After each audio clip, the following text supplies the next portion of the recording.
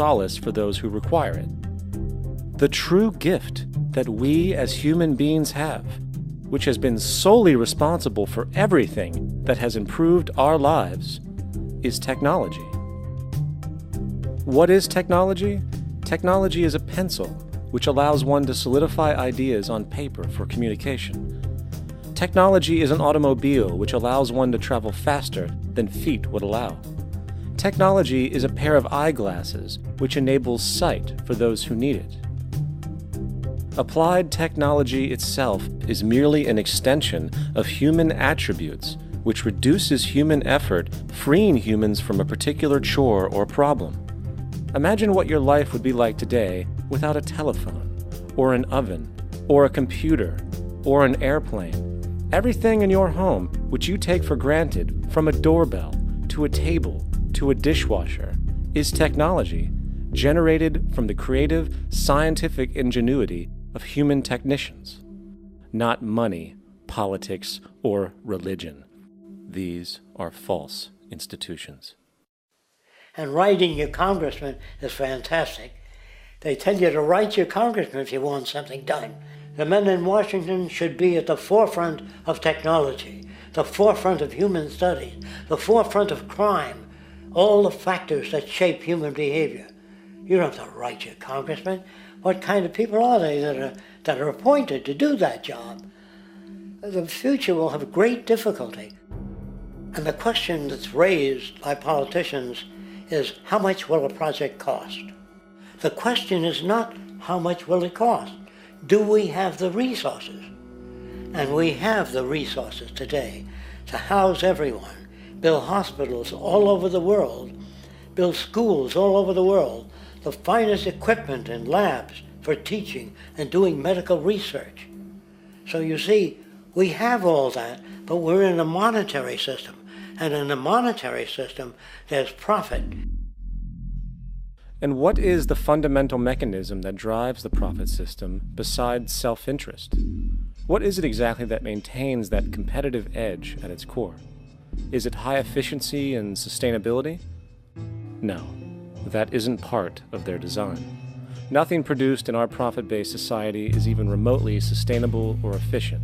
If it was, there wouldn't be a multi-million-dollar-a-year service industry for automobiles, nor would the average lifespan for most electronics be less than 3 months before they're obsolete.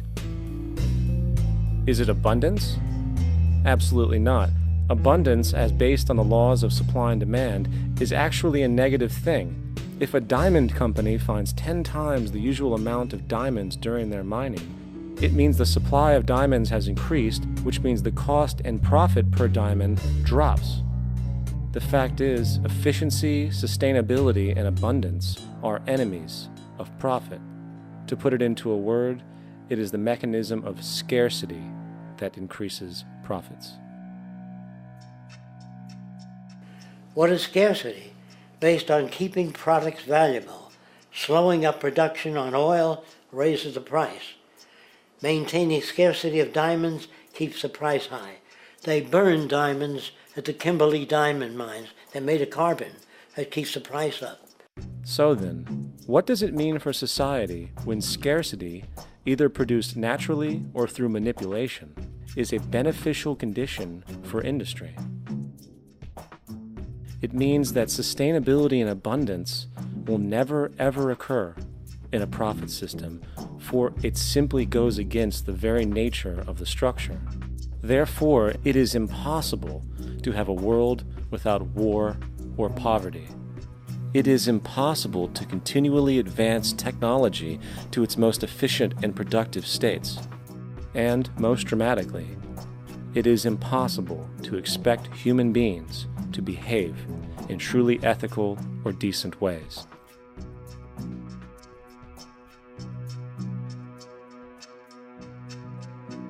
People use the word instinct because they can't account for the behavior. They sit back and they evaluate with their lack of knowledge, and they say things like, humans are built a certain way, greed is a natural thing, as though they've worked for years on it, and it's no more natural than wearing clothing. What we want to do is to eliminate the causes of the problems, eliminate the processes that produce greed and bigotry and prejudice and people taking advantage of one another and elitism, eliminating the need for prisons and welfare. We have always had these problems because we have always lived within scarcity and barter and monetary systems that produce scarcity. If you eradicate the conditions that generate what you call socially offensive behavior, it does not exist. The guy said, well, isn't that inborn? No, it's not. There is no human nature, there's human behavior, and that's always been changed throughout history. You're not born with bigotry and greed and corruption and hatred. You pick that up within the society. War, poverty, corruption, hunger, misery, human suffering will not change in a monetary system. That is, there'll be very little significant change.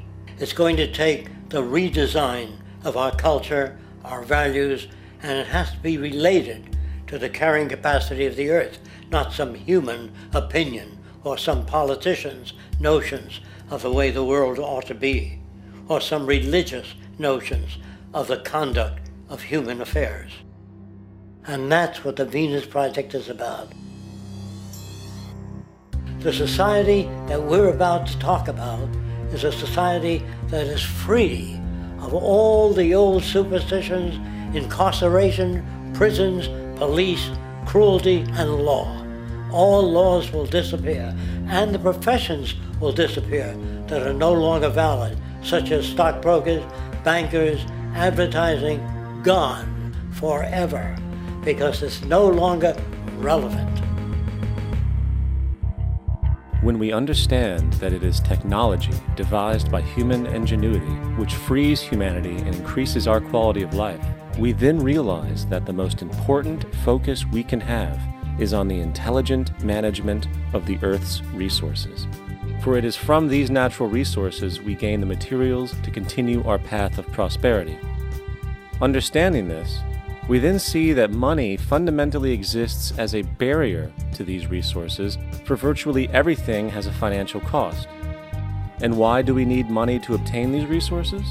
Because of real or assumed scarcity. We don't usually pay for air and tap water because it is in such high abundance, selling it would be pointless. So then, logically speaking, if resources and technologies applicable to creating everything in our societies, such as houses, cities, and transportation, were in high enough abundance, there would be no reason to sell anything. Likewise, if automation and machinery was so technologically advanced as to relieve human beings of labor, there would be no reason to have a job. And with these social aspects taken care of, there would be no reason to have money at all. So the ultimate question remains: do we on Earth have enough resources and technological understanding to create a society of such abundance that everything we have now could be available without a price tag and without the need for submission through employment? Yes, we do. We have the resources and technology to enable this at a minimum, along with the ability to raise the standard of living so high that people in the future will look back at our civilization now and gawk at how primitive and immature our society was. What the Venus Project proposes is an entirely different system that's updated to present-day knowledge. We've never given scientists the problem of how do you design a society which would eliminate boring and monotonous jobs, that would eliminate accidents in transportation, that would enable people to have a high standard of living, that would eliminate poisons in our food, that would give us other